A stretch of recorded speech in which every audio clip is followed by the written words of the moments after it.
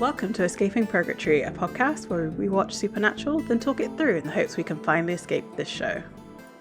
Join us each week, leave comments on upcoming episodes, and together we can escape Supernatural Purgatory. Hi! Hello! Hello! Hello! I'm doing my best Dean impression. So, can you believe it? We're on season 5, episode 21, 2 minutes to midnight. Like, next episode's recap is going to be bloody Carry On. Yeah, it is as well. Yeah, that was the first thing I thought about when I was watching this, and I was like, oh no. It's going to be, like, sometimes it'll just crop up on my, like, Instagram that, like, the song will just start playing on, like, a Supernatural clip. I'm like, no! Not allowed. Not allowed. Yeah. So 2 minutes to midnight, is that a reference to the doomsday clock? You know, the doomsday clock that they move? You know, it's like nuclear war and stuff. I thought it was an Iron Maiden reference because I'm pretty sure they have a song called 2 minutes to midnight. Yes. I think the Iron Maiden song is a reference to the thing the scientists do. More than likely, yeah. And every now and again they move it and it's like a big deal. It's like they've moved the clock 1 second closer to midnight or whatever. Yeah. Yeah. Isn't it under a minute at the moment? Like, let's it's actually doomsday clock. Oh, we at 90 seconds to midnight. So. Oh, we are? Oh, yeah. no. Oh, no.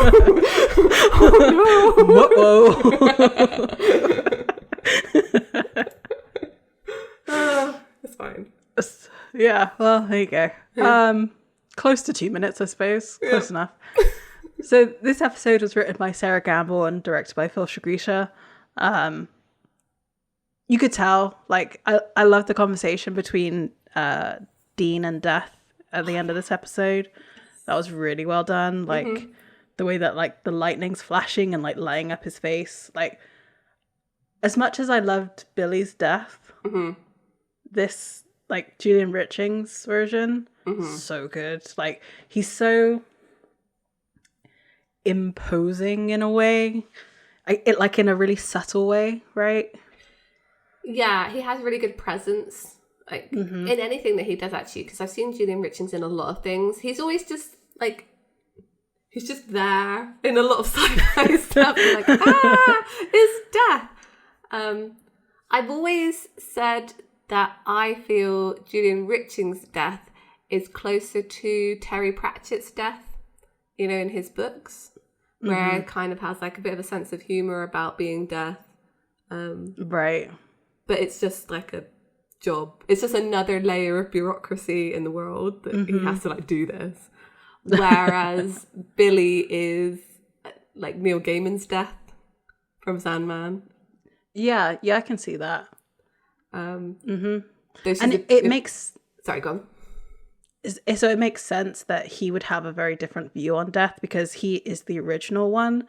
So he, like he says in this episode, he's very old. Yeah. Whereas Billy may have been a Reaper for all of time, but I feel like a Reaper's job versus Death's job, two very different things. Yeah, I agree with you. Definitely.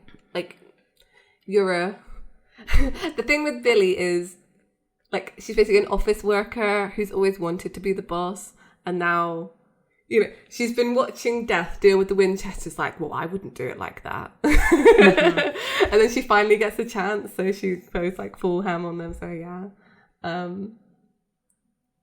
Yeah. I do like this episode. I feel like I do have a bit of a problem with it in that it felt very rushed. Yeah. And then we had last week's episode where nothing happened. Yeah. It could have been spread out a little bit more than it was. Yeah, there was no reason why last episode couldn't have had some of this content in and, like, been a 2-parter. Exactly. They could have used the guy to find I keep wanting to call him Pollution, even though he's Pestilence. Good Omens references. Yeah. But they could have found Pestilence and found out, and like maybe the reveal of the Croatoan thing could have been the like to be continued. Yeah, because the pacing was off, but I don't think that's the writer's fault. I think like it's had to fit too much into the episode. Yeah. Yeah, I agree. Honestly, like I quite enjoyed this episode. I do understand what you're saying with the pacing. But I think I'm a little bit biased, maybe, just because like all of the best characters are in this episode. Like, so Cass is back, Crowley's in it, like Death's in it, Bobby's in it, and it's all his like he's like happy instead of being depressed. Like, I think it's just having the whole cast of characters. It almost feels like we're coming to like the supernatural that we know, right? Do you get what, like, obviously it's like there's like a before and after Kripke. Yeah. And like this group is like the after Kripke group. Yeah, I agree. This is it. I prefer Supernatural when it's more of like an ensemble cast. I agree with you. Then it's just Sam and Dean, whereas like Kripke probably would have liked to keep it Sam and Dean for as long as possible. Yeah, exactly. We know that's true because of like things he said. And the things he's written. Yeah, well, exactly. So I think, yeah, to see them all together, you're right. It feels like, I can't even say present day Supernatural. Like, I don't even know what I mean. You know, like what I'm saying, but it's post Kripke era. I guess all like it goes in. It actually goes in like 5 season cycles. So if you think about, I think Crowley leaves season 10. Sorry, season 10. Yeah, season 10. Yeah, I think it's when he dies. Bobby's out about season 9. So it's like, it does like, and then it's a whole new cast for the last 5 seasons. So it's like we're moving out of like this group's going to take us into like what I consider like the fun era of Supernatural. You know what it is, right? It's that 5-year itch you get in a job. Like it's yes. And sometimes you push through it and you do another 5 years, and then but there's something about coming up to like 5 years at a job and you're like, I think it's time to go. I think I've done my time. That's why there's 15 seasons of Supernatural. Like, because I think they got to like, the last 5 years and they're like, do we want to do another 5? Can we see it? And they're like, no. Yeah. Oh, yeah. Oh no! Don't get me wrong. I really like this episode. I don't think there's anything wrong with it. I just wish it was more episode. I think I would have liked more of it. I think that's the problem here. Yeah. That makes sense. So yeah, I guess we can get into it and walk through it. And obviously, we have the iconic moment that is the best intro of Supernatural ever. Yeah. But we'll get there when we get there. So yeah. We start off with seeing Adam get taken by the white light, which is Michael. Cass banishing himself. Gabriel's plan of like getting the rings and doing all of that. A lot of like Crowley from the last episode. Yeah. Then all the things about the vaccine and how it's going to infect everybody with Croatoan virus. I do love the fact that they had Lucifer saying hello death, and if you listen back to it, it almost sounds like the song, like the way that like he's like hello death. That's pretty good. I like that. Yeah. So I don't know if they made a reference to that song or just the way that he was saying it. I don't know. Then Crowley's idea with Bobby at the end of the last episode saying like, I can get anything you want for a wish. And then Sam's plan to let Lucifer possess him. Yeah. Which, we were right. Demon blood was a thing. I know. Yeah, like, I can't believe we'd like forgotten how it went, but it all just fell into place, which is amazing. It's almost like we've watched it before. Right? It's just like that knowledge that's sat at the back of your head, but you just kind of didn't, like, can't bring it forth. Yeah. And then, so we cut to like a nursing home of some kind, which I think is the hospital of asylum. Like, I think that's the outside of asylum. Yeah. And then the inside, I'm pretty sure, was from changing channels. Yeah, I thought that too. And well, like, familiar. I mean, it's obviously you reuse sets, but yeah, that's pretty fun. Yeah. And so there's a patient lying down in a bed. She's clearly very sick. And she's asking about Dr. Green. I didn't catch that his name was Dr. Green, and that's really funny that it is Dr. Green. And she's inquiring about a trip that he had done, and, you know, it's pestilence. Yeah. We know it's pestilence, but, like, obviously this patient doesn't know. He's asking, like, how she's feeling, and, like, says that, you know, a nurse said that you can't sleep, and she says, oh, I just feel worse and worse. And in a very, like, I don't know how to describe, it's a very doctor tone where they're, like, trying to reassure you, but the things he's actually saying are, like, actually not that great. Yeah. Well, that's because you're suffering from a combination of the common cold, dengue fever, and a nasty, nasty case of Japanese encephalitis. It's just, oh, you know, you're going to be fine, but here's all the things you're dying of. Yeah, exactly.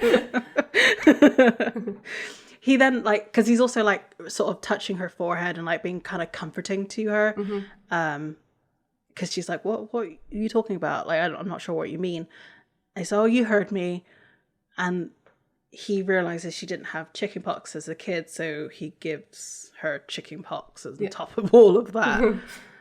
And she's confused as to how she could have all of these diseases. And Pestilence explains that it's like, well, it's, you know, it's a blend that I mixed up in a petri dish, and the petri dish being you. He then says, oh no, like, are you going to cure me? And he says, no, you're actually going to die in like 3, 4, 3, 2. And then she, like, vomits green goop, which is the most disgusting thing ever. It looks like, I don't know if you've ever seen The Exorcist, but it's like that. Oh, I thought it was like Slimer from Ghostbusters. Oh, yeah, that's probably a better reference, yeah. And then she dies, and he just says, interesting, with, like, green goop all over his face. I'm like, oh. Can we stop with the goop splattering face, please? Like, what? I'd appreciate it. Why green goop? Like, this made me think this through this whole episode. Like, why green goop? Like, where is that coming from in your body? Yeah, like, I know mucus can sometimes come up green, but, like, it's coming out your nose, really. Like, but it was just weird to me. Like, I guess they chose something. I didn't think they could have chosen blood because that would have been too gory. Or, like, they didn't actually want to show their characters, like, being vomited on, so they kind of went the, like, Goosebumps version. Yeah. Like some sort of weird PG version of... Yeah, that's what it felt like. It felt like it was censored somehow. Like, right. It's weird. Yeah. Yeah. And the fact he's like, interesting. It's like, no, I mean, sure. Sure. So after that intro, I think we get a title card, and then we go to Bobby's house. And essentially, we cut in the middle of a conversation. So Sam has explained his Lucifer plan to Dean, and Dean is freaking out. Yes. So, like, the thing is, like, I feel like he's justifiably mad about it, because it was, what, like 2-3 episodes, they locked him in the basement because he was going to say yes to Michael, and now they're just, like, cool with it. Do you know what I mean? Like, yeah. Bobby knew, and he's like, yeah. Yeah. I mean, it does kind of get a little bit yeah, it is kind of weird. I wonder because they don't know that they can lock up Michael at the same time. It's all about Lucifer. That's true. So probably in an ideal world, they would probably both say yes and then both jump in, right? Yeah. Is that how Supernatural originally ended? They both end up in the cage in hell for eternity. Held hands and jumped in the pit. Like, yeah. The codependency relationship would stay intact because they would never be able to leave. That's true. That would have been the perfect end to Supernatural. Oh my gosh, they just both jump in the pit. End of. Can't bring each other back to life. Roll credits. Like Exactly. Yeah. So yeah, like anyway, Dean is ranting. Asks Bobby if he knew, and Bobby's just like, yes. And then when Dean goes off at him, he's like, "Hey, look, this isn't about me. Like, leave me out of it." You know, Dean says, "You can't do this," and Sam says, "Well, that seems to be the consensus." And then Dean says, "Right, okay, awesome." And then his phone rings. Like, it's becoming such a cliche on this podcast. Like, and then his phone rings. I can't believe that they've done this so often. Like, yep. Yeah. So his phone rings and it's Cass licking. I don't know who did Misha's makeup in this, but they ruffled him good. Like.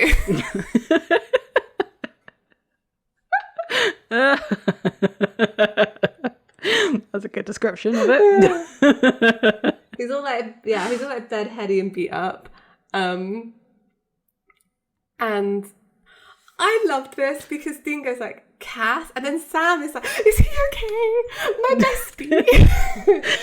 Is he alright? Like, he's really worried. He like steps towards the phone. I just loved it. Yeah. Dean's more like pissed, but because Dean gets angry when he's worried. That's why. Yes. Yeah. It's like when you lose like someone in a crowd and then you find them like, "Where were you?" Yeah, exactly. I've been looking everywhere for you. So Cass explains that he's in a hospital, and basically like Cass had woken up. They brought him in because they thought he was brain dead. He appeared bloody and unconscious on a shrimping boat off of I can never say this place. Delacroix? Sure. It's the Croix bit I can't say because I'm English and I can't speak French. Sorry. Well, there you go. He says, I'm told it upset the sailors. And Dean's like, "Cool, you're here. We're going to put Satan in a box." Before he explains the plan to Cass, he asks him to zap over to where they are at Bobby's house, but Cass can't. He says, "You could say my batteries are drained." What, you mean you're out of angel mojo? I'm saying that I am thirsty and my head aches. I have a bug bite that itches no matter how much I scratch it. I'm saying that I'm just incredibly Human. I mean, this is the first time that Cass becomes human, and like not a big deal was really made of it, I don't feel. There's a few snipey comments where he's like, "I'm useless now." Like, oh. But woe is me. Yeah, like, "Oh, I'm fainting on a chaise lounge, but I am human now." Other than that, it's like, yeah, we don't really see much. So Cass needs to get to them by actually traveling to them, and Dean offers Bobby to wire him some cash. Bobby's like, "I will." I was trying to remember why Bobby was so like annoyed at Cass in this episode, and then I remembered it's because he couldn't heal him, right? He's been mad at him ever since. Yeah. Exactly. So Cass then says to Dean that because he said no to Michael, like he owes him an apology. He says, this is so harsh. He goes, "You're not the burnt and broken shell of a man that I believed you to be." He says it so deadpan, like as if it's like a huge compliment. Yeah. It's like, it's okay, Dean. You're not as broken as you think you are or I think you are. Like, you're passable. As a human, you're okay. Yeah. And even Dean's like, thanks, I appreciate that. And like the look he gives into the phone is like, wow. For real, dude. And then, yeah, Cass hangs up on him. So Sam and Dean then leave. They get into the parlour and Bobby sees them off and just says, like, be careful. I forgot. I got confused with when Crowley appears because it's later on when he's finding death. This is what I mean about this being in two parts, because basically it's like they go back to Bobby's house and then do it all over again. Yeah. Like all of this part should have been in last week's episode. Yes, exactly right. They should have dealt with pestilence in the last episode. Yeah, I agree with you, because they're leaving to go find pestilence because now they know of his location because of Brady. He told them last week before Sam stabbed him. Yep. So they're sat outside, like, casing the joint. And Sam makes the point that, like, it's a whole building full of people. Like, we don't know who's human, who's demon, and who's pestilence. So what do we do? And I thought, how do they not know who pestilence is? And then I remembered that only, like, the viewers have seen his face and that they don't know who he is. Yeah, that makes sense. Dean's got a plan. They go to the security office and he says to the security guard, I'm looking for my nana. Her name is Eunice Kennedy, which Eunice is such like an old person. I don't know any young people called Eunice. I'm sure there must be one and I'm sorry. I actually quite like the name Eunice. So the security guard tries to send him to the nurse's office and Dean sort of like walks towards him like, no, you know, you've seen her. She's like small, grey hair, etc. And then just like punches him out. And Sam's like, Eunice Kennedy? He says, that's the beauty of improv, Sam. You never know what's going to come out of your mouth. Yep. So, yeah, they essentially, like, hang out there trying to find pestilence. They don't know who they're looking for, though. Sam just says, oh, maybe he's going to look sick. So we cut back to pestilence to remind us what he actually looks like. It's the scene from the beginning of the episode, so we've come back into it at this point, which felt really jarring at first. I was like, what's going on? That woman just died. And then I remembered, like, okay, so what they're telling us is that at this point, Sam and Dean are now in the hospital looking for him. Yeah. Yeah. Mm-hmm. Okay, it just felt a bit unnecessary. I don't know. I agree. I was like, why? Like, what? I was like, why are we seeing this all over again? Like, it was clearly there to fill time, but they had time in the last episode. Exactly. Like, like I said, this whole bit should have been last episode. Like, this whole bit. Yeah. Yeah. We should have come back in on the scene where we have Bobby and Crowley there talking to them about where Death is, because that's where last episode led up. Anyway. Yeah, I agree. So, yeah, we're in Celeste's room. We watched this whole thing again, but then a nurse comes in who's a demon. Obviously, she's a demon, and informs him that the Winchesters are here as he's like dabbing the goo off her face that the woman threw up on him. Yeah, gross. She wants to leave because, you know, the Winchesters have already killed 2 horsemen, so, like, they're doing a pretty good job at it. And Pestilence says, you mean my brothers? What they did to my brothers? No. The only reasonable thing to do here is to take it out of their healthy young asses. But the demon says they're under strict orders not to kill the vessels. I really like this like side of Pestilence where he gets really angry because he's like, oh, Satan wants him so bad he can glue them back together.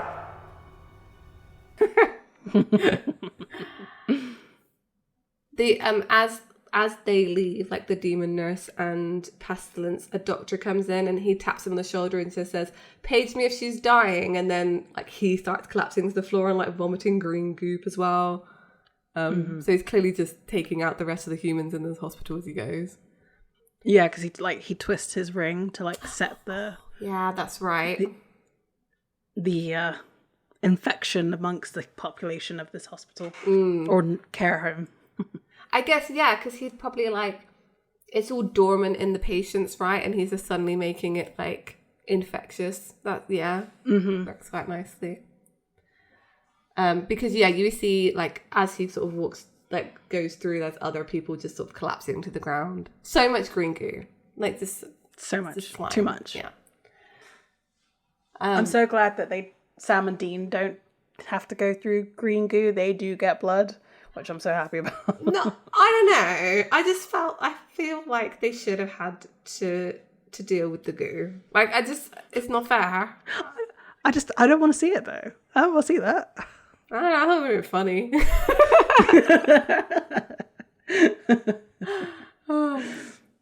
So Sam and Dean have been like walking the halls trying to find Pestilence. Because they'd seen him on the camera. He did this like weird thing that like weirdly reminded me of like, remember the movie The Grudge where there's like that scary woman on the security camera? I never watched The Grudge, so no. That's fine. But yeah, it kind of reminded me of that. Like they saw this guy walking through that his face was like weirdly fuzzing out. So they'd gone to find this guy that they was dressed like a doctor, so he must be a doctor. Like it's just a small lead. But so they're walking the halls trying to find him, and Dean suddenly he's just like they sort of like just start listing to one side as they go. I said like Sam coughs up some blood. As Dean falls to the floor, he's like, I think we're getting close. And then the demon nurse appears and says, the doctor will see you now. Classic. It's classic. And yeah, I don't know what their plan was. No, this is what annoyed me. I wrote a note on this. If you're going up against Pestilence, right, would you not at the very, very minimum be wearing a face mask?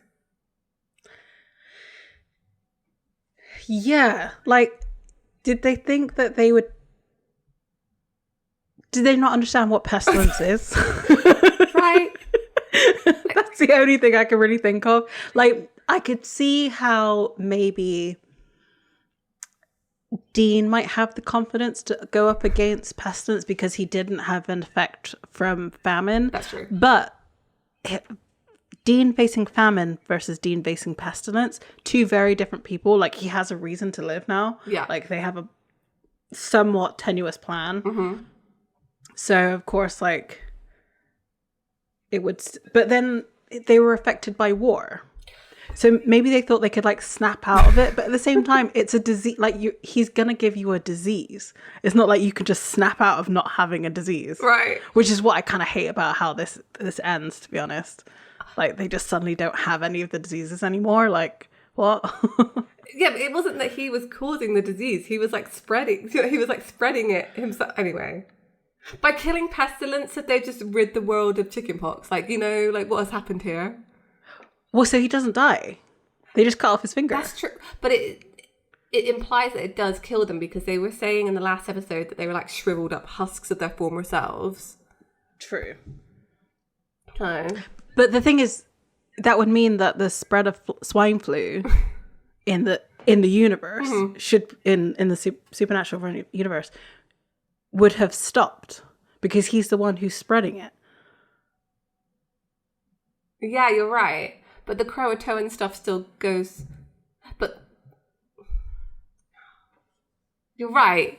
I think you are right. I think it does. I think it does stop. But that doesn't mean they're still not going to want the vaccine, if that makes sense. So it doesn't really matter at that point. The swine flu wasn't the point. Yeah, but if they're not seeing cases of the swine flu anymore, then why would everybody get the vaccine? That's true. It's poor planning. If the on the horseman part. Yeah. Yeah, I don't know. Anyway, it was stupid. I feel like Bobby definitely had some biohazard suits. Like, he has a nuclear bunker, you know, for demon attacks. He definitely had some biohazard suits. So why weren't they wearing them? Yeah, I agreed. I mean, I guess maybe... So there's probably two reasons. One, they wanted them to... Obviously, they wanted the grand entrance that's going to happen. So this is the way that they wrote it. And two, if it got through the biosuits and they had to, like, spit blood into that, that's actually really gross. But it would be a good fight scene without trying to, like... Cause maneuver. Yeah, and this episode is kind of like, it's funny in places. And I feel like watching them struggle to get out of a biohazard suit, like, away from it, would have added to the comedy.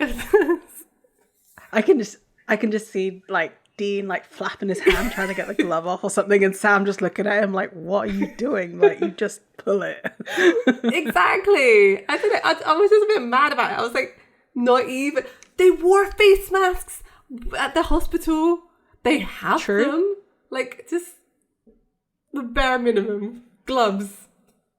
Like, something. Some anti-bac. Like, I want to see them just put some anti-bac on their hands just before they go, like, kill pestilence. Like, something. Or, even that, they could have taken, like, you know, one of those spray surface cleaners and be like, like a bad like a cat. At pestilence. Bad germs. No germs. I know, it's kind of silly. Yeah. Because they still could have been in biohazard suits and just fought against a bunch of demons and, like, basically get defeated that way because it's clunky equipment and, like, they could pull out the oxygen tank and then they get infected. Like, at least try. Like you said, at least try. Wear some PPE. Like, just do it. Oh my gosh. If I was a hunter, I would just live my life in, like, latex gloves. Like, because they get so much fluid on them. Like, it's just so nasty. It is. It's so nasty. Do you know what's missing from this as well? Not once does Pestilence summon any flies. That's very true. To, like, bother them. Imagine biohazard suits filled with flies. I feel like it would have been their, like, Bugs redemption. Yes. Yes, it would have been. Yeah. Never mind. Ugh. Yeah. It would have been funny if they did a callback to Bugs in this episode, if they did, like, or in, like, the last one, and just being like, oh no, it wasn't a, you know, lazy writing, it was actually me. Like, let's retcon that. It was me, Pestilence. I sent the plague. Yeah, very good. So Pestilence goes into a really long speech as Sam and Dean are, like, on the floor rolling around in pain, sort of telling them each what they have. So they have scarlet fever, meningitis, and syphilis. We haven't had an STD joke in a few episodes, so here it is. Yeah. I kind of wish they had done, like, a chlamydia joke because Sam's already had it. Yeah. So for him to get it again would have been funny. Or, like, genital herpes because of the ad in Changing Channels. I mean, you literally could play STD bingo with this season. Like, just tick them off. Like, which ones have not been mentioned. Like, That's true. It's wild.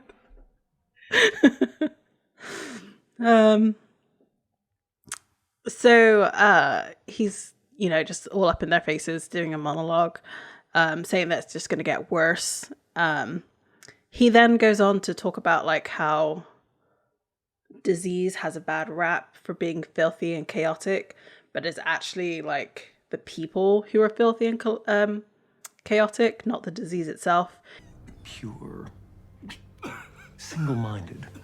Bacteria have one purpose: divide and conquer. And as he's saying all of this, Dean is trying to reach for the demon blade, but Pestilence steps on his hand and then kicks the knife away.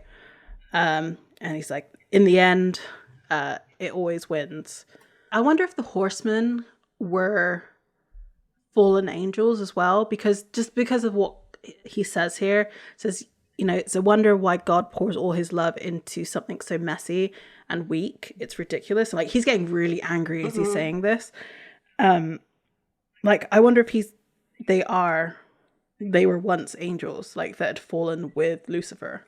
I mean, yeah, they never really explain. I mean, the Bible never explains like what the horsemen are. See, I always saw that they existed like after humanity, just because war is one of them. Right. They're like aspects of humanity, like. But there was war amongst the angels. That's why they fell. That's true. Yeah. And there's death as well, who was before the angels. So maybe they are just things that existed at the dawn of time. Yeah, I think that makes sense as well. They should be way stronger than they are. Like, they beat like so easy. So easy. Yeah. I think so. Yeah, I think they're all like as old as God, or like on the same level as Death, kind of thing. Yeah. But Death's obviously like kind of like the big brother, if that makes sense, of the horseman. Yeah, that does make sense. And he then continues, says, all I can do is show him he's wrong one epidemic at a time. And then he asks for the pain scale of 1 to 10. The door like slams open and Cass is there, and Dean's like, Cass, I thought he was like dying. So I was like, oh, you can speak for Cass? Okay. Pestilence asks how he got there. He's like, I took a bus. And then like he then gets infected by all the diseases. And Pestilence says, well, look at that, an occupied vessel but powerless. How fascinating. There's not a speck of angel in you, is there? And Cass grabs the demon knife and like chops off his hand or his finger. He says, maybe just a speck. Pestilence, like, his parting words is like, it doesn't matter. It's too late. And then it's just like, poof. He's gone. Yeah, he's just gone. They don't explain like how they got out or anything, or like what happened. They just leave him there like clutching his hand. He didn't try to do anything as they like walked away with his ring. Like, do you know what I mean? It's weird. Yeah, like he literally tucks tail and runs. It's like, okay, you're completely powerless without your ring. Like, what? You're a demon, like a really powerful demon that everybody looks up to. Like, why are you just running away and like leaving? Because like this is where I was saying like they Sam and Dean like jump up off the ground and they're completely fine. They no longer have any of the diseases that they just had a second ago. Yeah, it's like what but what? I don't know. It's a weird end to like this half of the episode. Yeah, I also do appreciate the Cass's line there is like one of my top like 10 favorite Cass lines. Like, I took a bus. I just want you to like real sink into that visual of him like determinedly sitting on a bus like, I'm going to save the Winchester. And like people try to talk to him, he's like, no. I have a divine purpose. Stop trying to get me to pet your cat that you for some reason have on a bus. I would not be surprised. I don't know, it's great. Like getting off at the wrong stop, having to like walk a bit more angrily. Yeah, exactly. I think it's extra funny that like he got on a bus in America. It's not like it's in England or like Europe where, you know, buses really kind of take you where you need to be. Whereas like a bus in America, you might have to walk like another mile to get, depending on where, like, I can't remember what city they're in. It was like Devonport somewhere. I didn't catch which state. But some states, like, you could, like I said, walk for another mile before you get to your destination that you need to be at. How did he pay for the bus? He doesn't have any change. Well, he got wired money from... So did Cass have to use like an ATM? Yeah, I think so. There's just so many things here that we could have seen, which would have been better than watching people vomit green goo. But then it takes out the mystery of how Cass gets there, right? True. Like, I don't know, there's something about him just like popping up and saying he got a bus. It like leaves more room for imagination, which is kind of more fun. Yeah, it's true. Yeah, I love him. So we then cut to Bobby's house, and Bobby is sort of celebrating because obviously he says it's nice to get a home run for once. But Sam, being Sam, says, well, the last thing Pestilence said was it's too late. Dean explains that they're a little freaked out because there might be a bomb somewhere. So he then asks Bobby for some actual good news. And Bobby says, well, Chicago's about to be wiped off the map. Storm of the millennium. And it's supposed to set off a daisy chain of natural disasters.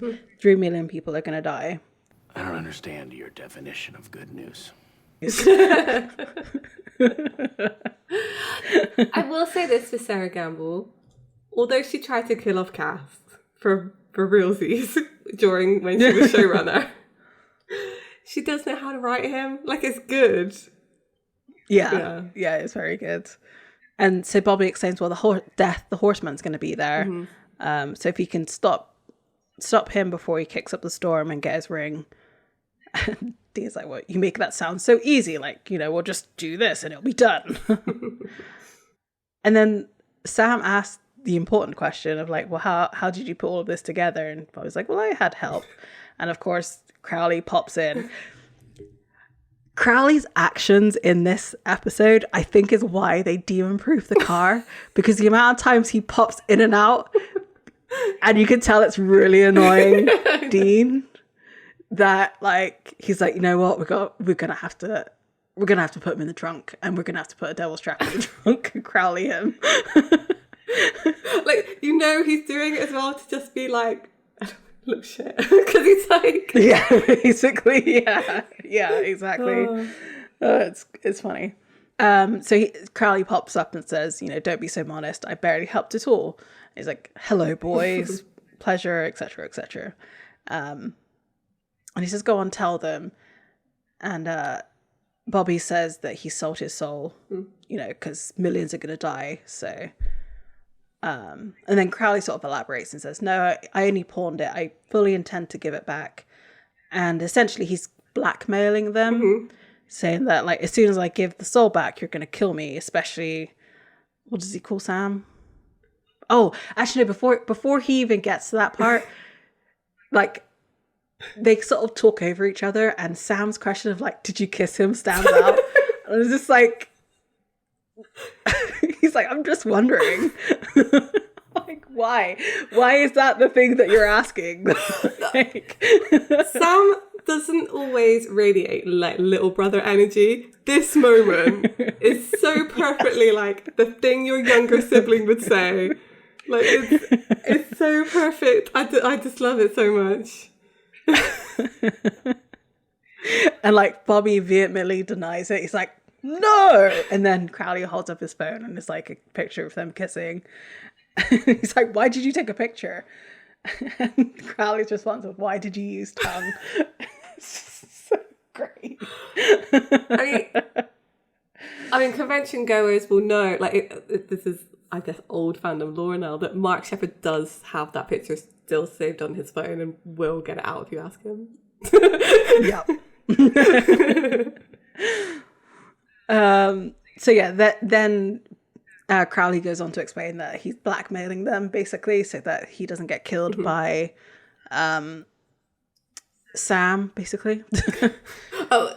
He calls him Gigantor, which is great. Over there with temper issues. So he's holding on to the soul until they put Satan in the box. But it's pretty smart. It's like quite a good insurance policy. Yes. Yep. Definitely. So they're then outside by the Impala, I guess, getting ready to go out to Chicago, or do their own thing. And Sam comes over and does this like massive like sigh, and Dean's just like, all right, I guess we're going to talk. It's great. Sam goes into his like empathetic speech mode. Like, you know, he has a way of talking when he's like trying to get his point across, and he really gets into that in this. He says, look, Dean, for the record, I agree with you about me. You think I'm weak to take on I'm too weak to take on Lucifer. Well, so do I. Oh, exactly how screwed up I am. You, Bobby, Cass, I'm the least of any of you. And it's just like, that's so sad that he thinks that's what they think of him. Dean tries to interrupt. He says, no, it's true. But I'm also all we've got. If there was another way. But I don't think there is. There's just me. So I don't know what else to do. We've spoken about this, that like Sam is truly stuck in the narrative, and I don't think he ever gets out of it. Yeah, I actually think you're right, and I don't feel like it's been... I'm not really seeing many people like discuss it. A lot of people talk about, you know, Dean and Cass like breaking free and like actually achieving free will through love, essentially.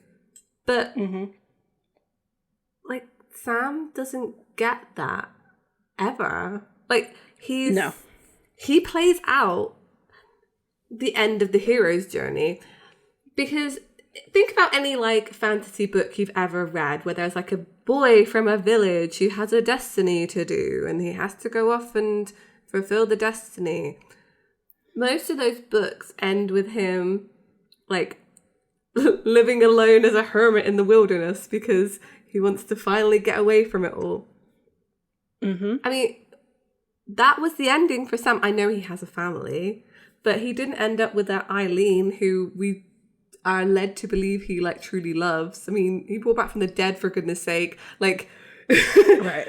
And then she doesn't end up being his wife. Like, I don't know. It makes me mad. Like it does, because the thing is they were so close to like escaping like Chuck's influence. Like they beat him. They were so close to winning, and then they just didn't get there in the end. And I think Sam, least of all, Dean and Cass kind of like... So Cass went to the empty, so he's no longer like aware of anything, I presume, of going on. So he's out of the story, like he's been cut off. Dean ends up going to heaven, and then bar what's happening in the Winchesters.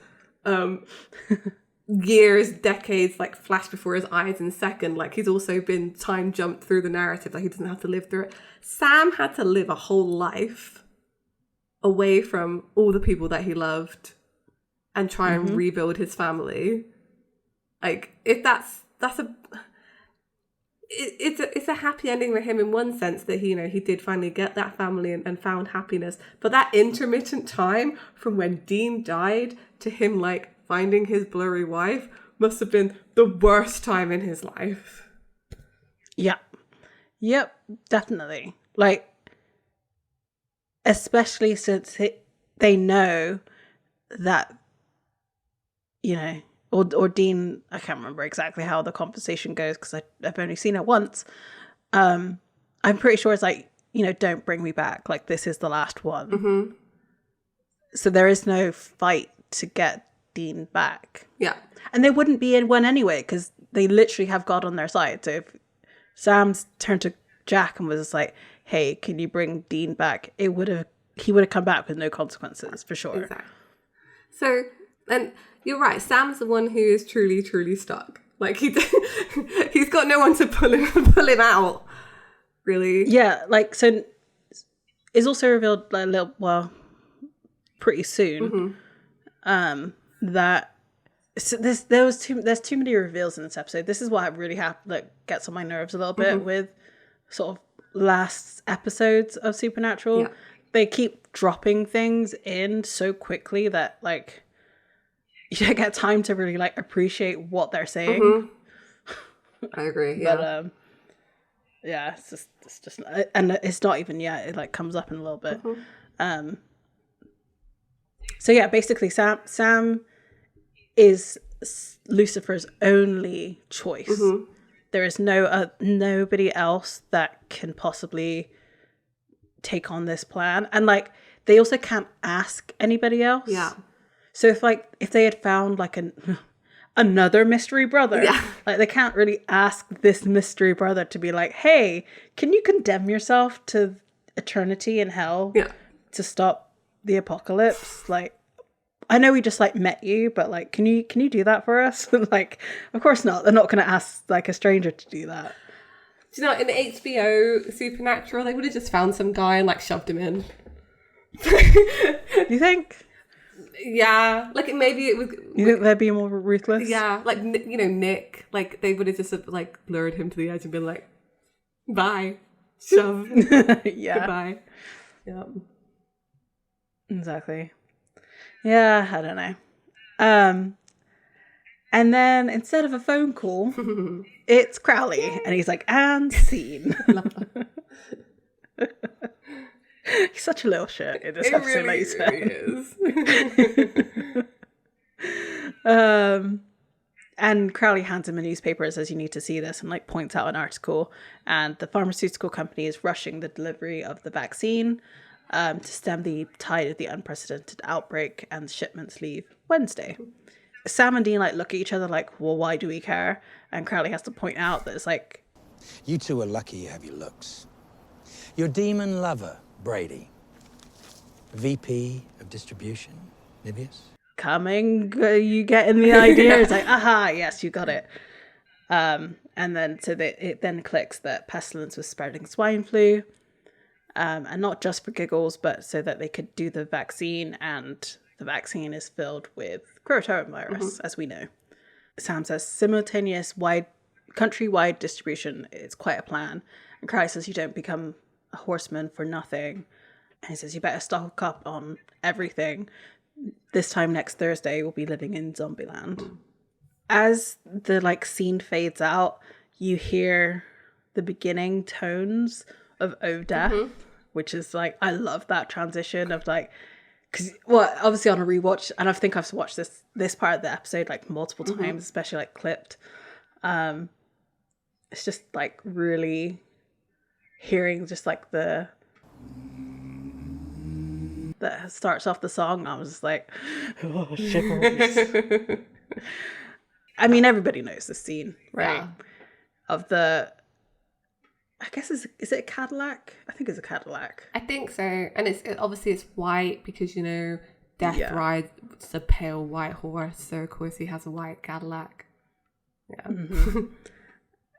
And he like gets out of the car, and you never see his face. It's just like his profile. And he walks down the street, and a guy who's on the phone like whacks into his shoulder, and he turns around and says, "Watch out! Like, watch where you're going, pal." Death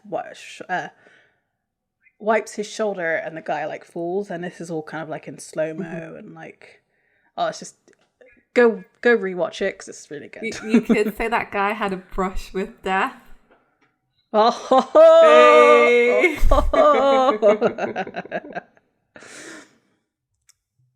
We then cut back to Bobby's house, and Cass and Bobby are loading up the van.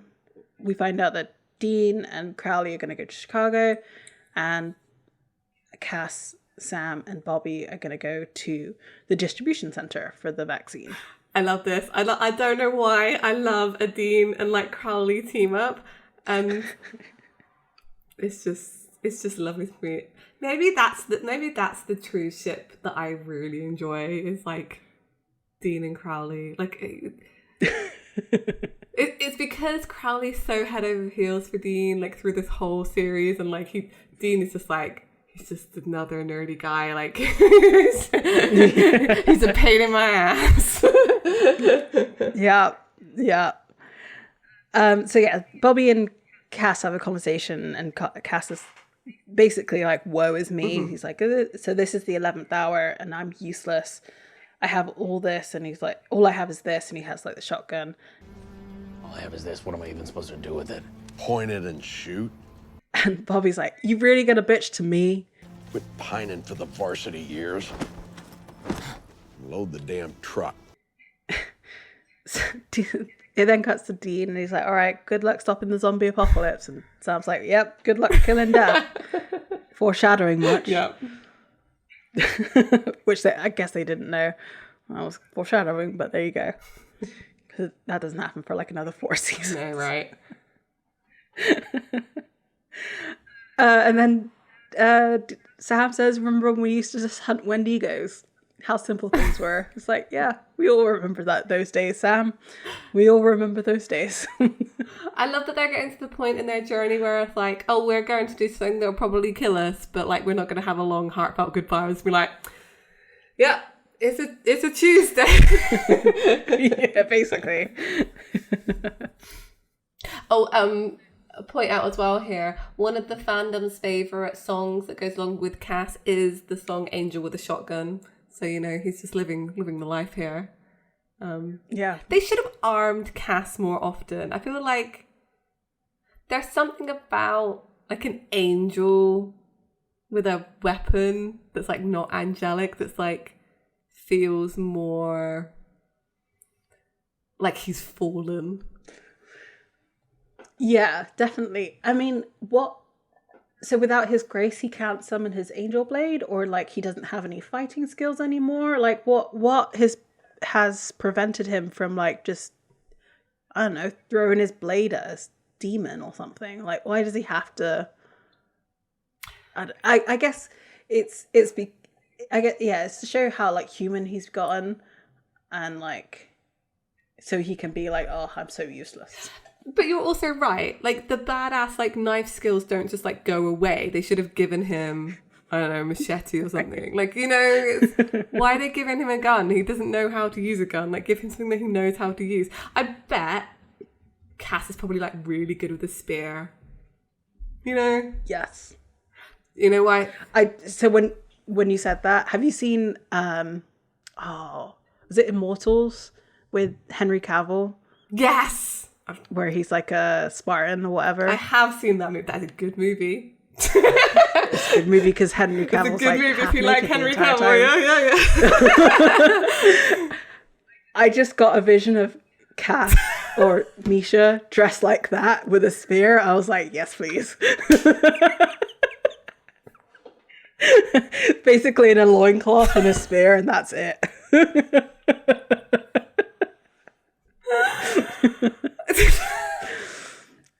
I love that for you. It's so good. Me too. There is a spear at some point in Supernatural, isn't there? I feel like Cass does get to stab someone with a spear. I hope so. I'm not sure though.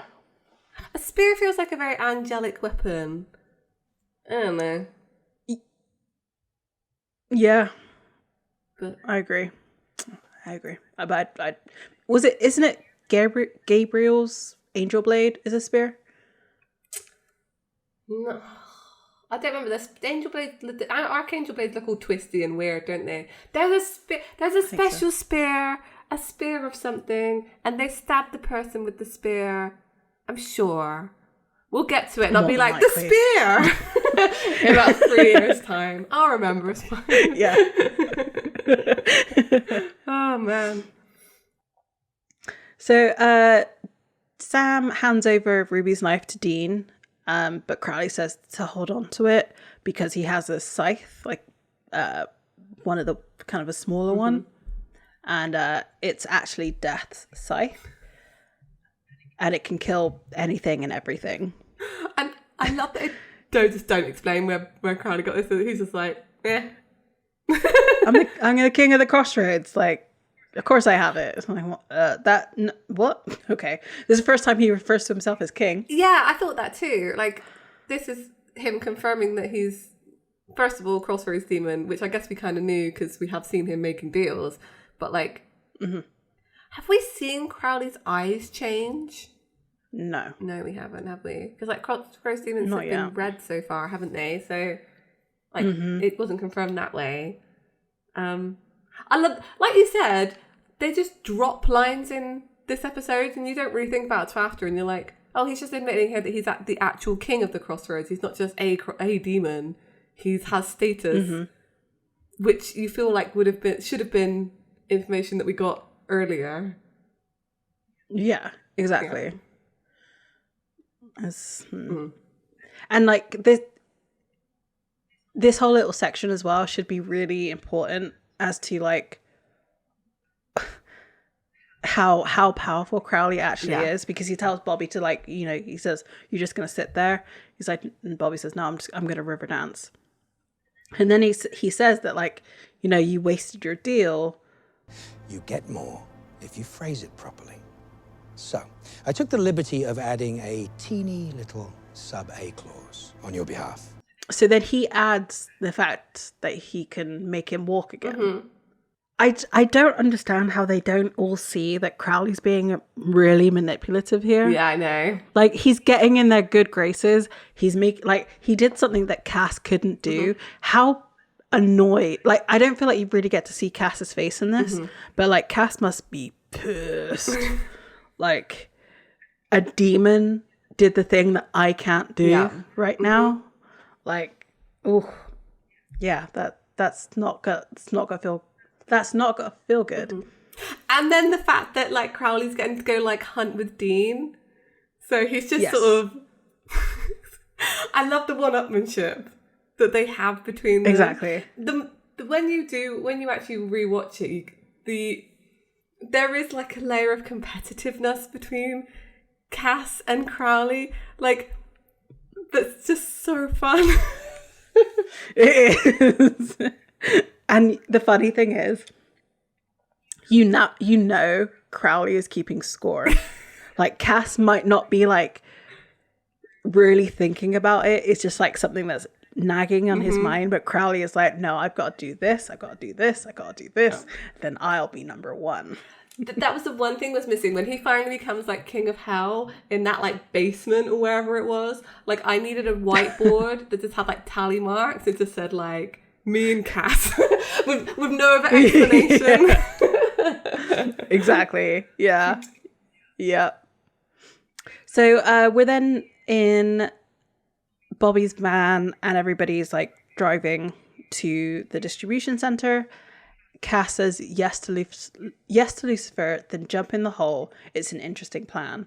Sam says, okay, go ahead. Tell me it's the worst plan you've ever heard. And Cass says, of course, I'm happy to say that if that's what you hear, but that's not what I think. You and Dean have a habit of exceeding my expectations. You resisted Michael. Maybe you could resist Lucifer. But there's things you need to know. Then it gets revealed that Michael has found another vessel. Mm-hmm. And it's just like, again, this is a big drop in this.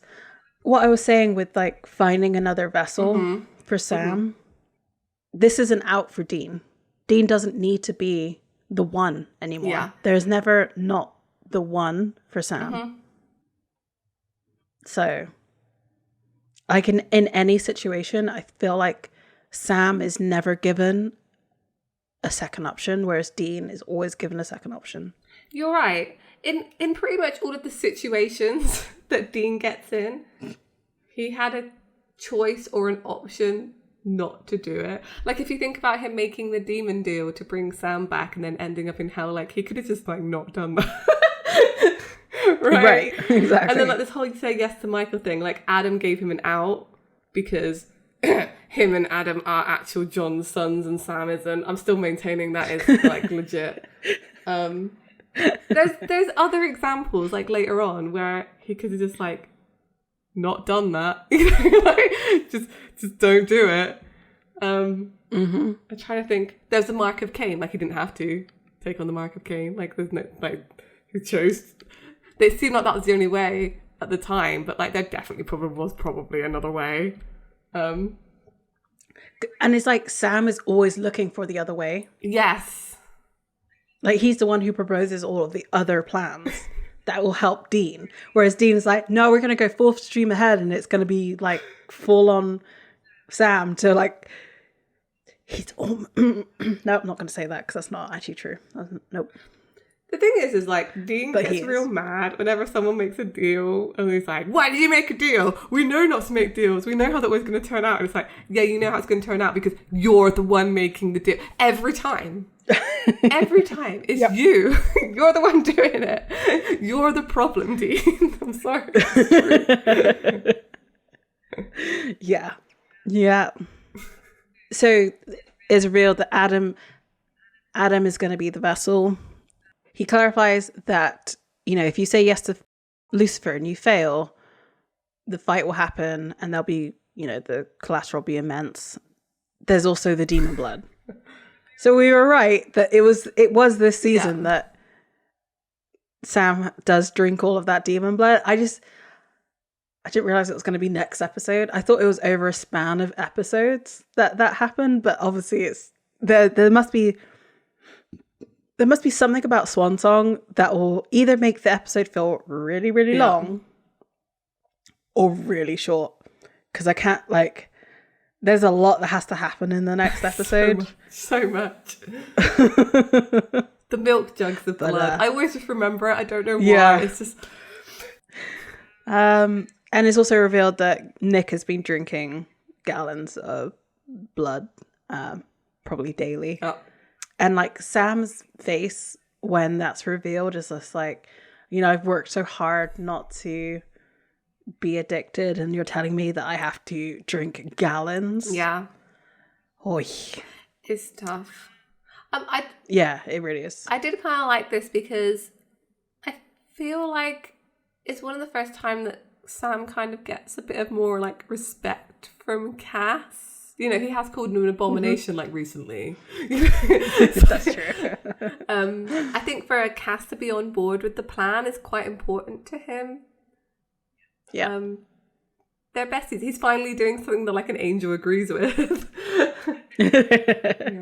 I have angelic approval, even though he's human right now. But you're right, the face journey that Sam makes when he finds out he has to drink a load of demon blood.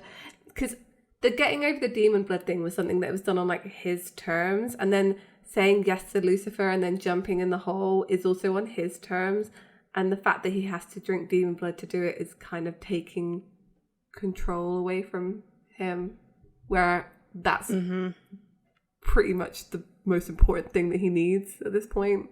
Yeah. I mean, and how much of that, harkens back to the end of season 4 where he had to, kill that innocent nurse. Yeah, that's true. Basically. Mm-hmm. How much of that plays into what he has to do next. Yeah, you're right. It must feel like a trap, right? Yeah. Because last Ruby was drink all this demon blood and you'll win. We can stop everything.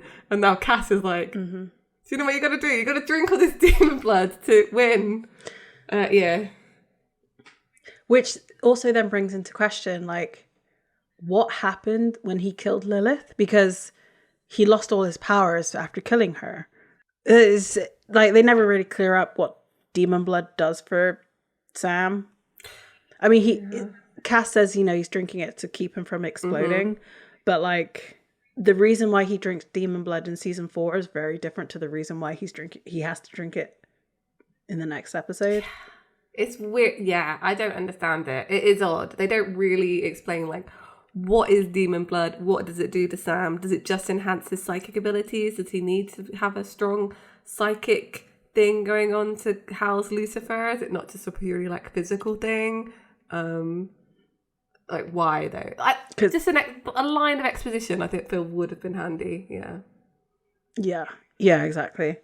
Maybe there's something in the next episode, but who knows? It, again, we've seen in this episode, there's things that are dropped that on the first watch you're not going to pick up. So maybe there is something in the rewatch of Swan Song that will be oh, that's what it is. You're probably right. I'm crossing my fingers that's the case, but we'll see. So they get to the warehouse, the pharmaceutical warehouse, and Bobby explains the plan, and he's this is what we're going to do, and Cass is well, the truck's leaving, and they're okay, new plan. Cass goes up to the truck and stops the person, the driver. Why did they say but Cass? He then Anyway, sorry. I don't know. He then the guy falls onto the car horn and it alerts the other demons inside. They pick up they open up one of the boxes, and clearly it's going to go stab a human to spread the disease inside the warehouse. Bobby and Sam get into the warehouse and start helping people out. And then we see a group of Croatoan infected people zombieing them. So eating at this person. Nom, nom, nom, nom, nom. Yeah. This whole bit reminded me of season 7. They basically do this exact plan, I feel, in season 7 against the Leviathans, because they also have a warehouse with burgers in or something. I don't remember that at all. I don't remember. So yeah, anyway, with no real hesitation, Sam and Bobby just start shooting all these people who were literally human about 2 seconds ago. It's very shoot the zombies kind of thing. Well, I guess the Croatoan virus has changed since the end, because now they have bloodshot eyes, so it's kind of clear that they are zombified. That's true. Yeah, they wanted to do. This was Supernatural's take on fast zombies. They do slow zombies not until season 15, but right. Yeah, this was fast zombies. Sam hears someone shout for help, and he tells Bobby to wait here, and hands him his knife and runs off. And Bobby's just damn it. He also says balls in the previous scene, which I think is the first time he says that, which is quite... So we go back to Chicago. There's something about this which was really odd. I don't know if we'll go through it and I'll explain why. I don't know if I can even explain why it's odd. So Crowley stops and he says, is there? And he said, hey, let's stop for pizza. And he just said, well, I just heard it was good, And then he points at a building and says, it's there, up ahead. The horseman's stable, if you will, he's in there. How do you know? Have you met me? Because I know. And also there's a bunch of Reapers staring into this building. Then Crowley disappears and then reappears again and just says, death isn't here. Which... And I don't know. I don't really understand what happened here. I don't know. Do you think it's odd?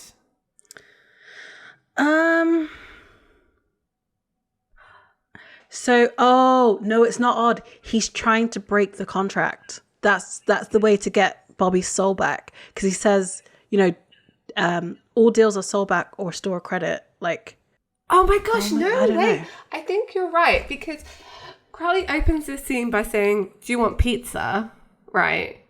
Because he actually does know where death is, but had he fulfilled his end of the deal, he would have to keep Bobby's soul. So he gets it wrong, quote unquote wrong, so that he can return Bobby's soul, because he didn't actually provide the location of death. You're so right. I've never noticed that. They must say it in the next episode, because that's way too convoluted. Right, it should be. Yeah. But yeah, that's why. I'm so dumb. I'm yeah, of course that is why. Yeah. Because I thought it was so odd. So basically, yes, Crowley turns up and he's like, oh, he's not there. Oh, well, I guess I'll, have to give the soul back, essentially. We'll catch death in the next Doom City. Dean is me. He didn't catch on to this. He's like, what? What are you talking about, madman? Yeah. And Crowley just says, well, I suggest we get out of here, because, Chicago's about to get destroyed, so let's get by. Yeah. We then cut back again to the warehouse.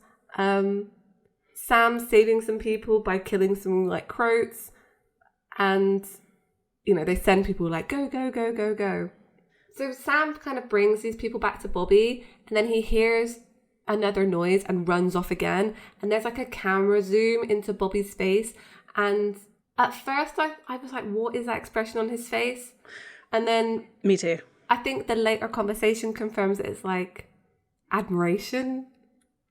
Yes. At first I thought it was concern, yes, and worry, in that like Sam's being taken over by something like bloodlust or something. That's what Bobby's like concerned about, because you know they've just talked about the demon blood and they're facing a bunch of demons essentially. So that's how I first interpreted that look, and I was just like, Bobby, no, have faith. I guess you're right. I think it could still be concern. I think it is quite a strange expression. It's almost like him realizing how good Sam is. So it's knowing that he is going to end up sacrificing himself, right? Because he's just too good a person. It's pride. Aww. Like he's also seeing pride in his son. Right? Oh, that's nice. Oh, so we go back to Chicago inside the Impala, and Dean is like trying to quickly figure out how to like evacuate Chicago. He's like, let's call in 1,000 bomb threats. Like, how do we get 3 million people out of Chicago in the next 10 minutes? And then Crowley's just gone again. And then Dean sees him like across the street, like, pizza, come, waving him over. So he's found death. But I love this. It's almost like a Doctor and Donna moment where they're like communicating through the door. He's like, it's you. What? Yeah, I can't hear you. I said I found him. So again, back at the warehouse, they've managed to clear out all these people. And as they do and kind of like try to clear out, Cass shoots one of the Croatoans with his shotgun, and he's like, oh. It's quite good. And Bobby just says, can we commit our acts of domestic terrorism already? Let's go. Because they're planning to blow up the warehouse. They have a bunch of C4 with them. Of course they do. This is Bobby we're talking about. Yeah, you're right. Of course they do. We enter the pizzeria. That was so bad. I did the hand gesture. I'm so sorry. I'm so sorry. And we see like Death with his back to the door, like kind of looking out onto the street. And Dean, what is he even trying to do? He's trying to sneak up on Death with like the scythe. And as he does so, it like gets hot in his hand and he ends up dropping it. And then it just like appears on the table next to Death. Like, I have no idea why they thought this would work. Like, he's Death. Like, he's Death. No, this bit is wild. Because Dean is literally just like walking up to Death, which is a metaphor for his character, obviously. Yep. But also, like, they just got owned by Pestilence. Like, Pestilence gave them like syphilis without touching them. Why did he think he could even walk into the pizzeria without just dropping dead? And like, he's literally surrounded by the dead patrons of this restaurant. Exactly.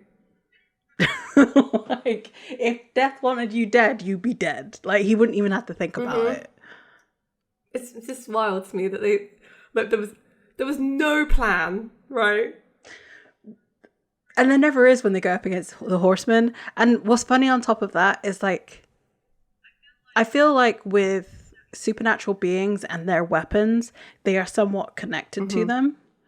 So if anything, wouldn't Death realize that like the scythe is within his presence?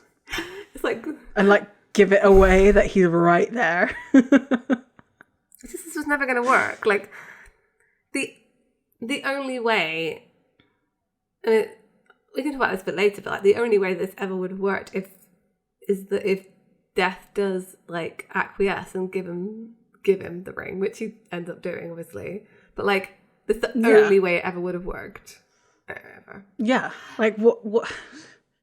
I don't know. But yeah, I did write in my notes here. Death greets Dean like an old friend. Aww. Also kind of not really. Like he it starts off like friendly, but gets menacing. So Death says, thanks for returning that. Join me, Dean. The pizza's delicious. Sit down. Took you long enough to find me. I've been wanting to talk to you. Like, bad Dean, stop dying. How terrifying is that, though, to have death tell you that I've been wanting to talk to you? Like, would you not be pooping your pants? I definitely would be. I feel at some point Dean's just like immune to supernatural creatures being scary. You know? I guess so. I mean, you have to. You've literally sat down at death's table. Like what else could happen? Yeah. Everything else is like, yeah, small potatoes after this. Like, surely. So Dean's like, I've got to say I have mixed feelings about that. It's just the part where you kill me. Like, he does actually look like genuinely quite scared in this. There's a good acting here. Death explains that he's not going to kill him because he's essentially not important. So think how you'd feel if a bacterium sat at your table and started to get snarky. This is one little planet in our tiny solar system, in one tiny solar system, in a galaxy that's barely out of its diapers. I'm old, Dean. Very old. So I invite you to contemplate how insignificant I find you. And when Dean does, he's like, yeah, it's actually quite good. Yeah, I know. His like face when he does. I mean, it's food. Like, he's always going to appreciate food. And I reckon that's what endeared Death to Dean when he was just like, yeah, it's good pizza. Dean asks Death how old he is, and he says, as old as God, maybe older, and neither of us can remember anymore. Life, death, chicken, egg. Regardless, at the end, I'll reap him too. See, I always saw Death as Amara is in Supernatural, like the balance to God. Like he's saying here, like life, death kind of thing, which felt, that's why I think Amara's storyline felt a bit weird to me, because I always saw Death as the darkness almost. But it's Death's death that releases her. God, you're right. Oh. Yeah. So, yeah. They had to balance I get it, yeah. Because because Dean killed Death and like unbalanced the universe, so it like had to rebalance itself. So of course Amara got released. That's how I see it anyway. Yeah. So Dean asks if he'll reap God, and Death says, "Oh yes, God will die too, Dean." Well, this is way above my pay grade. Just a bit. I think Sam mentioning them like just hunting Wendigos and like other stuff before, it must make him think like, how did we get here? Like, yeah, it happened so quickly. How did we get here? I'm talking to the literal Death. Like, I can barely chop a head of a vampire without, going to full anger mode, and now I'm talking to Death. So Dean asks, like, why am I still alive, essentially? And Death explains that Lucifer is keeping him captive with this very powerful spell. He says he has me where he wants, when he wants. That's why I couldn't go to you. I had to wait for you to come to me. Like, he's made me his weapon. Hurricanes, floods, raising the dead. I'm more powerful than you can process, and I'm enslaved to a bratty child with a temper tantrum. Like, of course, Death is like pissed because Lucifer is just one of like God's sons who is throwing a temper tantrum essentially, and he's older than God probably, so more than likely.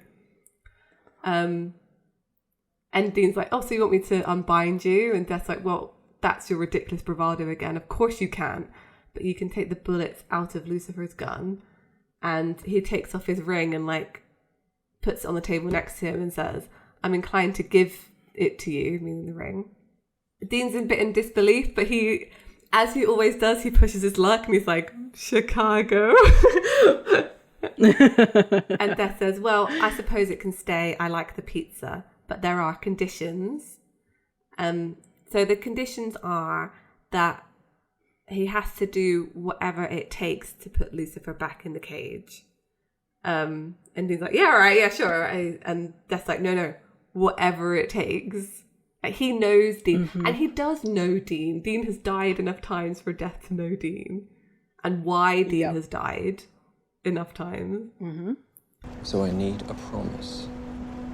You're going to let your brother jump right into that fiery pit. Do I have your word? And Dean says, yeah, okay, fine. And Death's like, that had better be a yes. You know you can't cheat Death.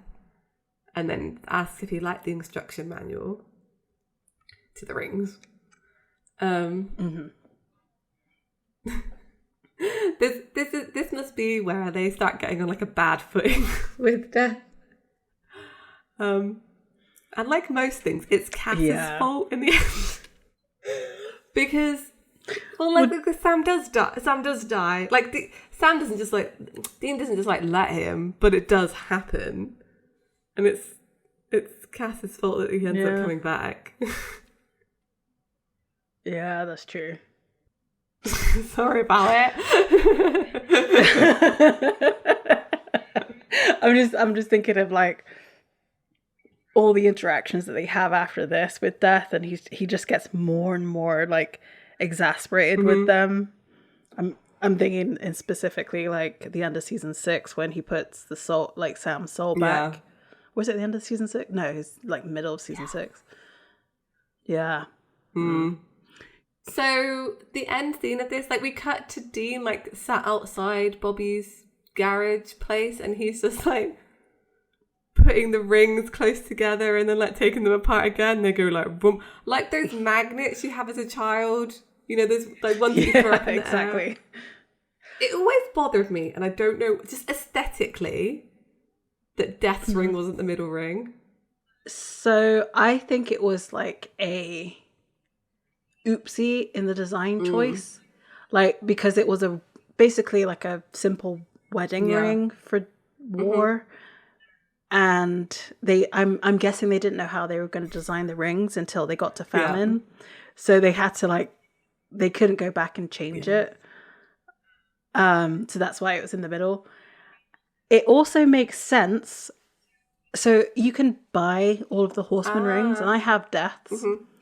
The top of it is magnetic. I was like, why is it magnetic? Because you can actually make this. You can get all 4 of them, and then you could probably actually make it look like what they do. Yeah. That's wild. That's really cool. So cool. I want to buy one of the rings now, so like next time we see each other, we can be like, rings of power. That's so fun. Like it's got the chain is like... It looks really good. Yeah, it is very cool. Awesome. I can't believe they're magnetic. I'm like, that's actually blown my mind. I know, right? It's amazing. I almost want to get the other 3 now. I never really I've always liked Death's ring, but now that it clicks that they're magnetic, I'm like, I kind of have to get all of them. Yeah, now. that's kind of cool. Yeah, let me know if you do. And we'll like, we can redo the scene, like, whoop. Amazing. Well, it's not going to be as cool because they all move in at the same time. I could do that with some magnets. Give me some magnets and some time. We'll figure it out. Huh. So yeah, he's doing this, messing with some magnets. And Bobby walks up. How'd it go with the Rockettes audition? High kicks, fair. Boobs need work. I love it.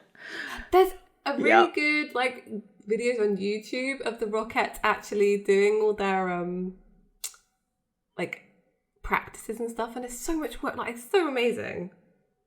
I know, yeah. It's absolutely wild. Ridiculous. He says, like, quite sincerely, like, I walked up and down stairs all night for no damn reason. I'm sore and it feels good. I'm scared, it's a dream, but then I remember that the world's dying bloody. So, drink. I wonder where they got their drinking problem from. It was John, but... So Dean shows Bobby how the rings link together, and explains that Death told him how to use them, etc. And Dean's like, yeah, that's the easy bit. Like, I've got bigger problems, and says, what do you think Death does to people who lie to his face? Bobby says, nothing good. Which confirms that, as we probably suspected, that Dean isn't really on board with Sam's plan and is probably going to try and stop it. Yeah. Which means, and this is the annoying bit, that Sam's going to have to go off and do it himself because Dean's not going to let him, which ultimately makes things worse. Yeah. Definitely. I am about to derail where this is going for just a second, though. How much time do you think has passed since they've come back from their like missions? Because like, just because they blew up the distribution center doesn't mean they don't have the formula to make more. Also, why is there like no law enforcement or anything trying to find where they are or anything like that? Yeah, this isn't mentioned. They just blew up a massive building and like it's fine, I guess.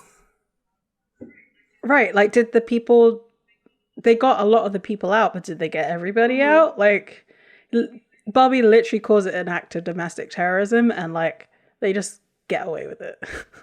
You're so right, and like no one I guess like it's the end times. There are probably other things going on, so maybe this is just like, but they're not mentioned though. But the thing at the same time, they've stopped the horsemen, which is what the end times is. Like the disease has stopped spreading, famine has stopped spreading, war has stopped spreading. Like these things that were creating chaos have started to die down. Like, yeah, you're right. I don't know. It's a very big point to like just ignore. It just goes in their file. You know, like when they're on the run from the FBI in season 7 when it's not them. This is just another thing that are like, hey, isn't that guy who was a serial killer but then died? Isn't that his brother? Like, wasn't he involved in like blowing up a warehouse? Like, there's just so many things they've done that at this point they might as well just keep doing them. Yeah, exactly. And like, what stops them from, like, again, the pharmaceutical company from just creating another batch of vaccines? Like, I guess, assuming what I had said at the beginning of this episode is correct, and that like swine flu just stops because famine can no longer spread it, like, or everybody's suddenly like cured of it. I guess they don't need the vaccine, but like that's not how the world works. Like you can still get the COVID vaccine if you want it. I guess like they blew up the main warehouse that was from their place where they made this one, but like that's not what happens. Like it's just not. So whatever. But that's the implied. Yeah. I guess maybe like other pharmaceutical companies have like just a different vaccine without the croatoan virus. Like only this company was producing it with the virus in it. Yeah. So like you could go get it and not be infected by the croatoan virus. Yeah, it's not great writing. It's just like no. Yeah, just don't think about it. Don't think about it. Just don't think. Exactly. Yeah. You got bigger fish to fry. Like Lucifer. Yeah, it's well because they had so much C4.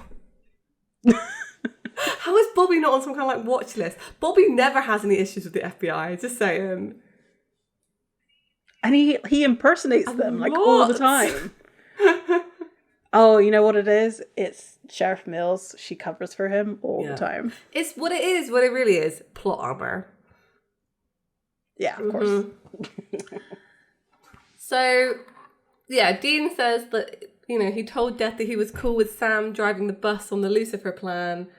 And Bobby's like, oh, so Death thinks that Sam ought to do it. And Dean's like, yeah, he does. But then Dean's like, well, of course he'd say that. He works for Lucifer. But Bobby's kind of seeing the bigger picture. And he's like, you know, he doesn't seem to be wanting to work for Lucifer. And they kind of had this back and forth of like, maybe Death's lying. And Bobby's kind of like, I don't think he is. And Dean's trying to find an out, essentially, that he doesn't have to go along with Sam's plan.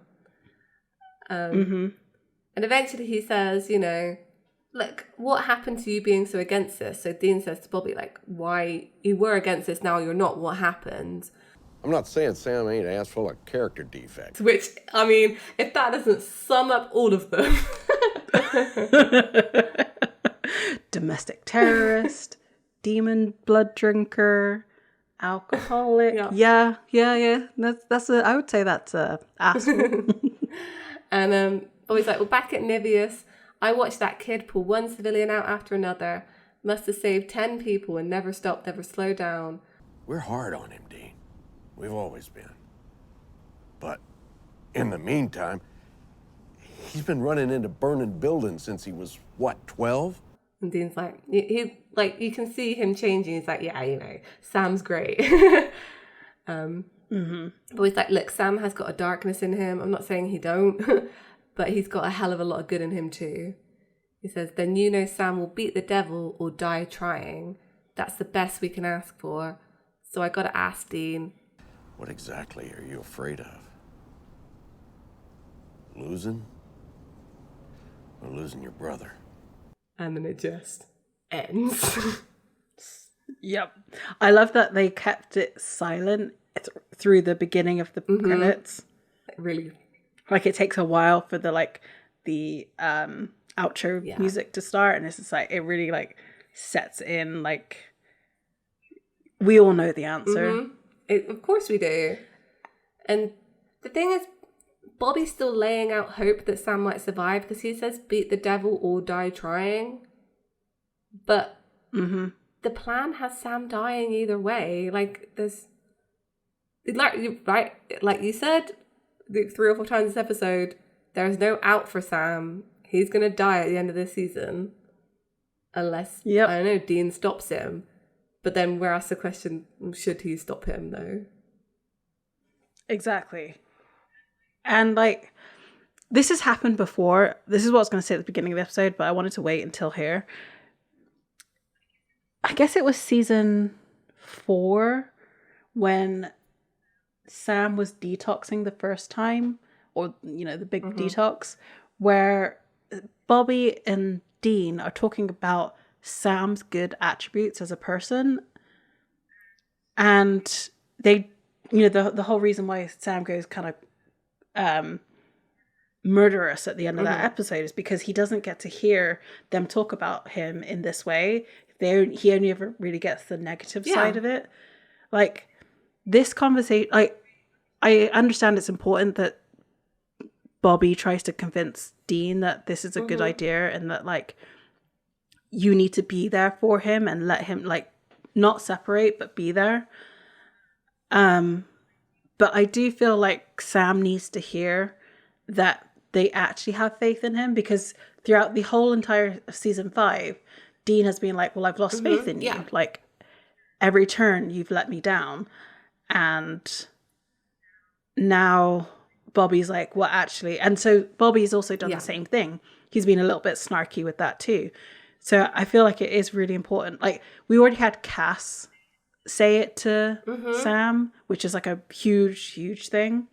But we needed these two, like his family, to tell him that, like, they do see the good in him, even if they point out the bad, like, a lot. This is it. Like, there was a moment in this episode that could have happened too. You know, when Sam says, I'm like the least of you, or whatever he says, there could have been a comeback from Dean. It's like, no, man, you're the best of us. Like, I see you save so many people. Like, you're always trying so hard to, you know, be the best that you can be. And, like,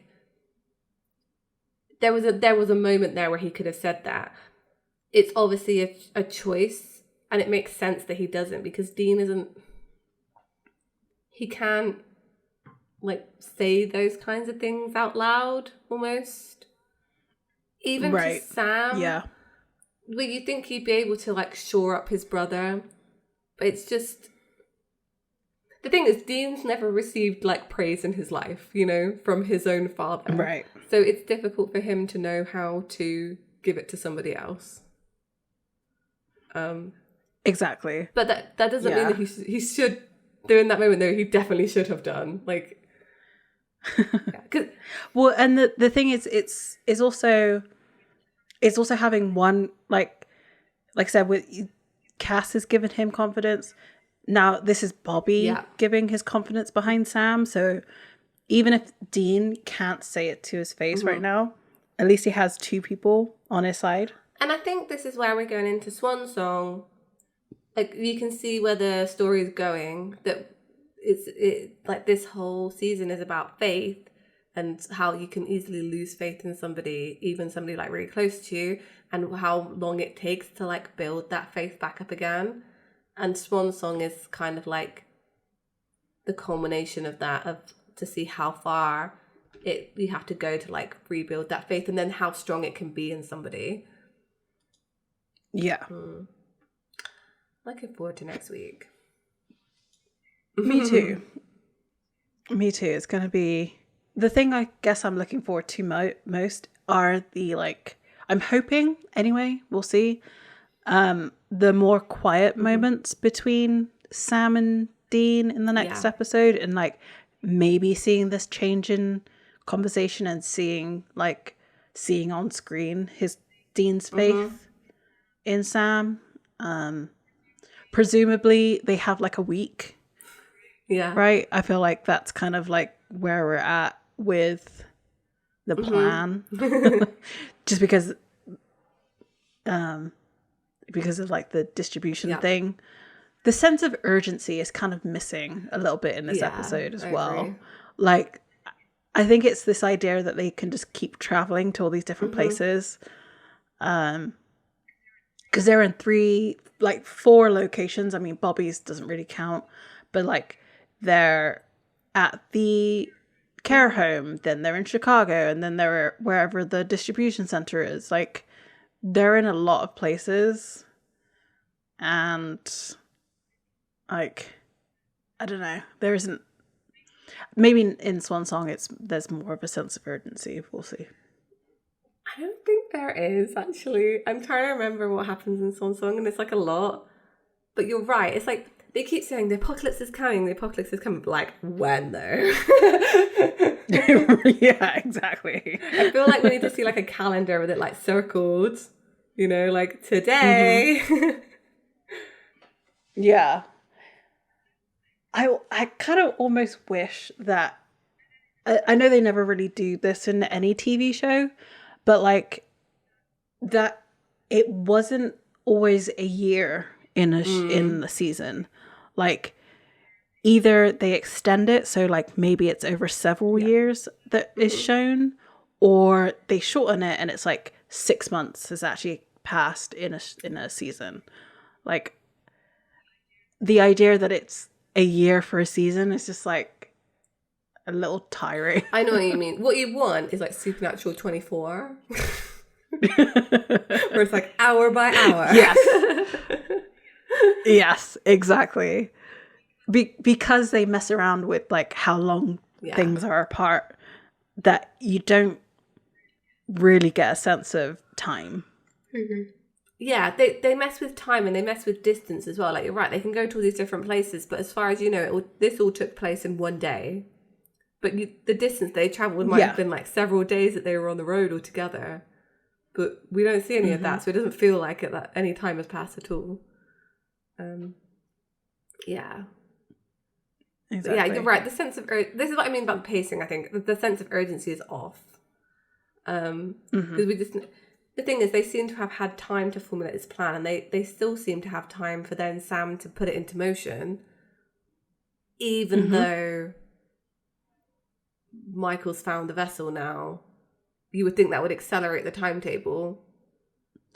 But then right, exactly. So, like, why isn't the apocalypse happening right now? If Michael has a vessel and Lucifer has a vessel, like, what is it that like prevents them from fighting at this moment? It's not really discussed, but like, it can only be pride that Michael doesn't want to fight Lucifer when he's not at full power. Right. It could be that. And I was gonna make the argument of like, well, Lucifer is not in his proper vessel, and that's why. But season 12, it doesn't matter. Oh, I can't even talk about that. Like, or whatever, season 11. I can't remember which one it is. I think it's 10, and I can't remember. No, I can't even think about it. And it's just like it. I mean, obviously, that's because the time in the show has kind of deteriorated, like what it all means to be Lucifer and Michael. Yeah. So I mean, ultimately, it is because of God, right? Because of Chuck. Chuck has said it has to be brothers, so that's why they're not going to fight as Nick and Jake, not Jake. Adam. So I mean, that's basically what it boils down to. But I feel like that's a cop out by the writers later on. Me too. I don't know. It's just a lot. Do you think God planned for Michael to take Adam as a vessel, or do you think he was a bit like annoyed about it? I think he was a bit annoyed about it. You know, actually, I think I also have another workaround for why they're not fighting just yet. So Cass has said that he's found his other vessel. It doesn't mean he's possessed his other vessel. Maybe he can only be in Adam for a really short amount of time before he will just explode. That's so true. Or he's still working on Adam to getting him to say yes, because Adam was not on board. Right, exactly. So he's like wearing him down.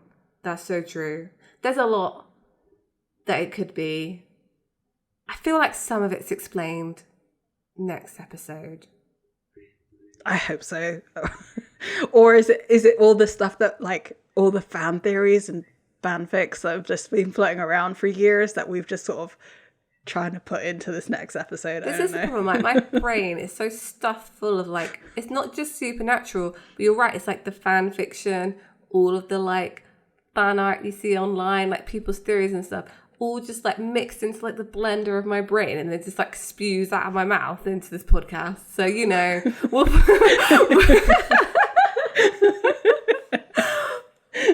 it's a really good description of our show. We should update our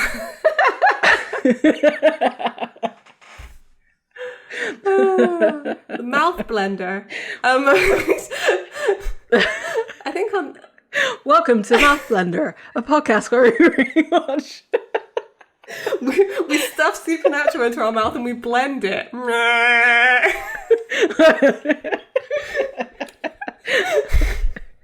Get ready, guys. New podcast launching soon. Oh, man. Do you know what? I think we should leave it there and talk about Swan Song next week and stop trying to guess what's going to happen. Yeah, exactly. I think that's a good plan. I didn't really have anything else to say about this episode. It's good overall. It has a very iconic moment for Supernatural. I love death in this. Episode. It feels like the next team has assembled for the next few seasons, which is kind of cool to see. Team Free Will, assemble, plus Crowley. It's a little like hanger on, you know. He so desperately wants to be part of Team Free Will. Yeah, he does. He wants the jacket. Well, at the end of this episode, I'd like to thank the Pixelgora for his wonderful artwork for our show. If you'd like it, go on Redbubble and find it on a sticker. You can stick it wherever you like. Yeah. And if you'd like to come talk to us, you can find us on Tumblr, Facebook, Twitter, Instagram. I think that's all the places. YouTube. We are Escaping Purgatory Podcast, or just Escaping Podcast on Twitter. Yeah, come say hi. Talk to us about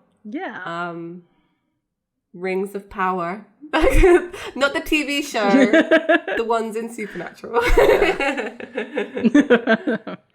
Yeah, let's not do that Amazon show. This week, we came face to face with death. And instead of dying, we had some good old-fashioned Chicago-style pizza, which is pretty good. And hopefully next week, we can find our way out. Bye. Bye. Do you like pineapple on pizza? I like pineapple on pizza. It's really not that bad.